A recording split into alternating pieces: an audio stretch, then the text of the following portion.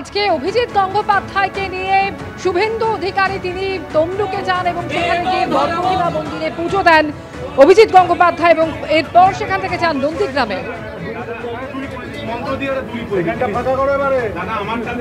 তমলুক থেকে বিজেপি প্রার্থী হওয়ার জল্পনার মধ্যেই আজকে অভিজিৎ গঙ্গোপাধ্যায়কে নিয়ে এলাকায় যান শুভেন্দু অধিকারী, সেখানে গিয়ে বর্গভীমা মন্দিরে পুজো দেন তিনি এবং এরপর সেখান থেকে যান নন্দীগ্রামে।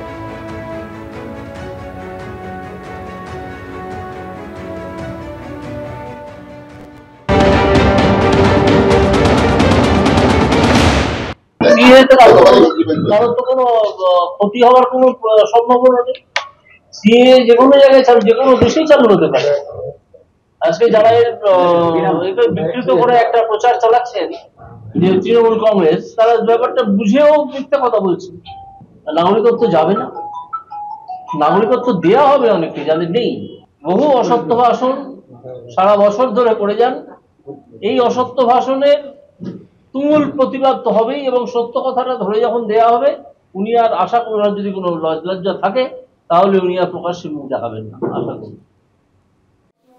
এসএসসি মামলায় এবার সিবিআই এর গাজিয়াবাদ অভিযান নিয়ে প্রশ্ন তুললেন বিতর্কিত চাকরি প্রাপকরা। তারা প্রশ্ন তুলছেন, কেন গাজিয়াবাদ গিয়েছিল সিবিআই, কিসের ভিত্তিতে চালানো হয়েছিল অভিযান, নাইসার অফিসে না গিয়ে কেন প্রাক্তন আধিকারিকের অফিসে পৌঁছে গেল সিবিআই।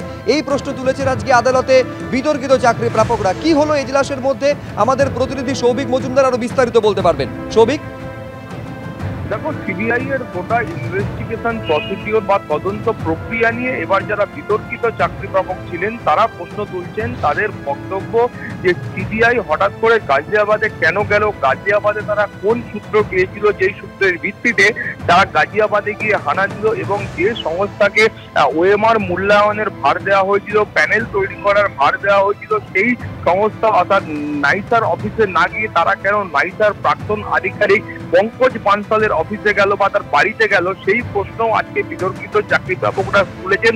এবং তাদের বক্তব্য হলো, সিবিআই এর তরফ থেকে যে রিপোর্ট দেওয়া হয়েছে বা যে একাধিক রিপোর্ট দেওয়া হয়েছে, সেই রিপোর্টগুলির বিশ্বাসযোগ্যতা বা সেই রিপোর্টগুলির গ্রহণযোগ্যতা নিয়ে তারা প্রশ্ন তুলছেন। এর পাশাপাশি তারা প্রশ্ন তুলছেন যে অবসরপ্রাপ্ত বিচারপতি অভিজিৎ গঙ্গোপাধ্যায় যে কড়া নির্দেশ দিয়েছিলেন, যেখানে তিনি বলেছিলেন যে বেতনের টাকা তারা যা পেয়েছেন সেই বেতনের টাকা ফেরত দিতে হবে, সেই একাধিক নির্দেশ নিয়েও তারা কিন্তু প্রশ্ন তুলেছেন। এবং সেখানে বিচারপতি দেবাংশু বসাকের মন্তব্য অত্যন্ত গুরুত্বপূর্ণ। তার বক্তব্য হলো যে তারা থাকলে হয়তো এই মামলায় যারা থাকতেন তারা হয়তো বলতেন যে যাদের বিরুদ্ধে এই ধরনের অভিযোগ উঠছে সেই ব্যক্তিদের হেফাজতে নিয়ে জিজ্ঞাসাবাদ করা হোক, এই ধরনের নির্দেশ তারা হয়তো দিতে পারতেন। এই মর্মে বিচারপতি দেবাংশু বসাক তার মত প্রকাশ করেছেন। ফলে তো সব মিলিয়ে আজকের শুনানি এই পর্যায়ে শেষ হয়েছে। আগামীকাল যখন শুনানি শুরু হবে, এর পরবর্তী পর্যায়ে যে ফল যাওয়া হয় সেটা কিন্তু এগিয়ে নিয়ে যাওয়া হবে। সুব্রজিৎ, ধন্যবাদ। সৌভিক,